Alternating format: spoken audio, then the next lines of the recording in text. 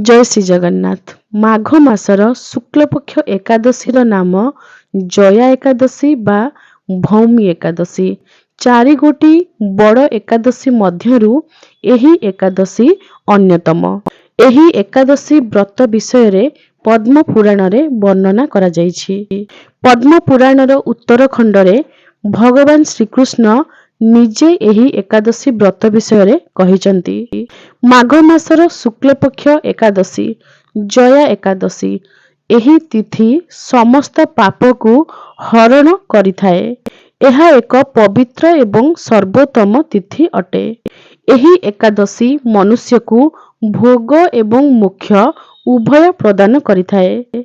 ब्रह्म हत्या भली कोनोसी पाप लागिथिले जया एकादशी करिबा द्वारा एही पापरु मुक्ति मिलिथाए। जया एकादशी करिथिबा व्यक्ति केबे भी प्रेत जोनि प्राप्त हुअन्ति नाही।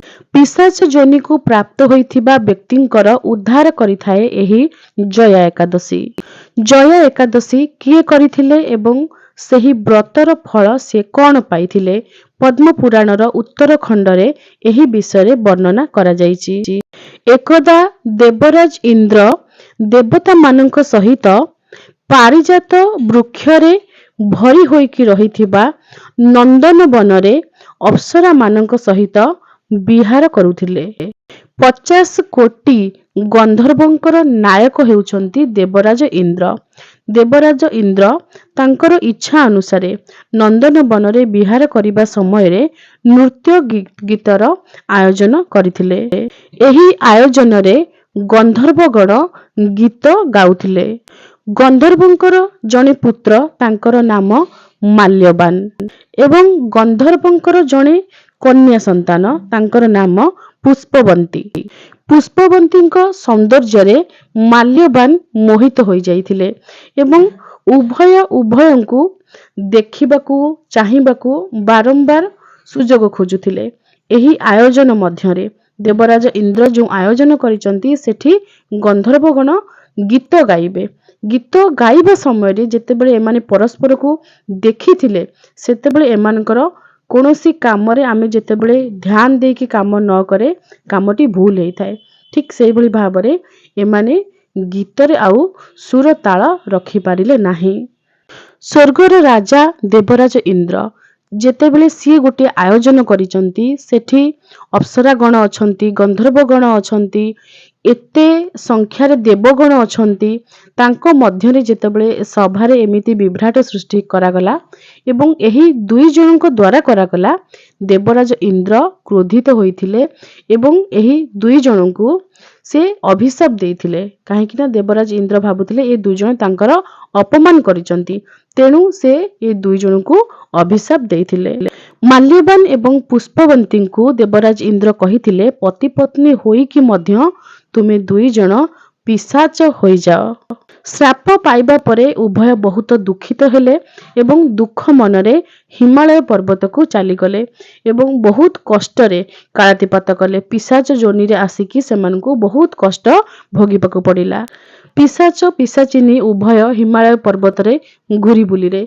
निज शरीररु अत्यंत उत्ताप ताप जात हैला।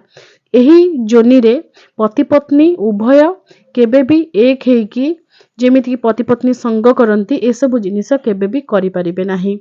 पिशाच पिशाचिनी को गोटे थर निजर मनर दुख कहिला कि नरकरी जो जंत्रणा दिया जाए ताहा कष्टदायक ना पिशाच जोनि कष्टदायक।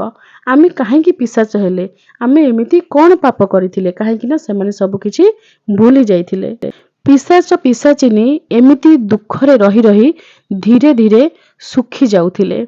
एही समय माघ मास पड़िला एवं माघ मासर शुक्ल पक्ष एकादशी बड़ एकादशी बा जया एकादशी जो एकादशी को भौमी एकादशी मध्य कहा जाय थाए। एही दिन पिशाच पिशाचिनी को जना नथिला कि एकादशी तिथि अछि। शुक्ल पक्षर बड़ एकादशी भौमी एकादशी किंबा जया एकादशी अछि। सेमाने दुख पाई खाद्य पानीय सब किछि त्याग कर देइथिले सुखी जाउथिले दुई जण। कौनसी जीवजंतु को मारिकी खाइबा बा कौनसी आहार ग्रहण करिबा किंबा जल ग्रहण करिबा किछि भी सेमाने करि नथिले। कौनसी हिंसात्मक कार्य सेमाने करि नथिले। ଗୋଟିଏ ଓସ୍ତ ଗଛ ମୂଳେ ସେମାନେ ନିଜ ମନର ଦୁଃଖକୁ ନେଇକି ଭାରାକ୍ରାନ୍ତ ମନରେ ବସି ରହିଥିଲେ।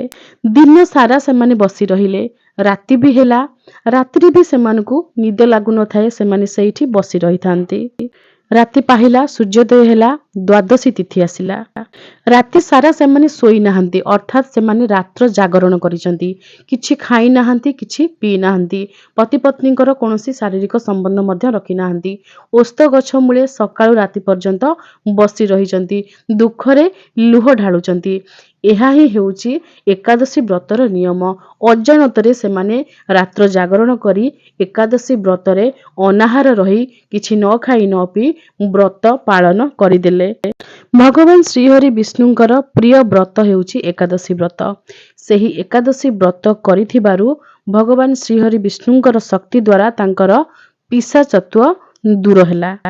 ପୁଷ୍ପବନ୍ତୀ ଏବଂ ମାଲ୍ୟବାନ ନିଜର ପୂର୍ବ ରୂପକୁ ଫେରି ପାଇଲେ।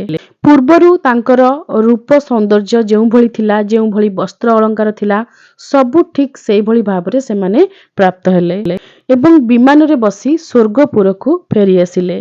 ଦେବରାଜ ଇନ୍ଦ୍ର ଯେତେବେଳେ ଏମାନଙ୍କୁ ଦେଖିଲେ ଆଶ୍ଚର୍ଯ୍ୟଚକିତ ହେଲେ ଏବଂ ପ୍ରଶ୍ନ କଲେ କି କେଉଁ ଦେବତାଙ୍କ ଆଶୀର୍ବାଦରେ ସେମାନେ ପିଶାଚ ଯୋନିରୁ ମୁକ୍ତ ହୋଇପାରିଲେ। ମାଲ୍ୟବାନ ଉତ୍ତର ଦେଇଥିଲେ, ଭଗବାନ ବାସୁଦେବଙ୍କ କୃପା ଏବଂ ଜୟା ନାମକ ଏକାଦଶୀ ବ୍ରତ କରିବା ଦ୍ୱାରା ଆମର ପିଶାଚତ୍ୱ ଦୂର ହେଲା।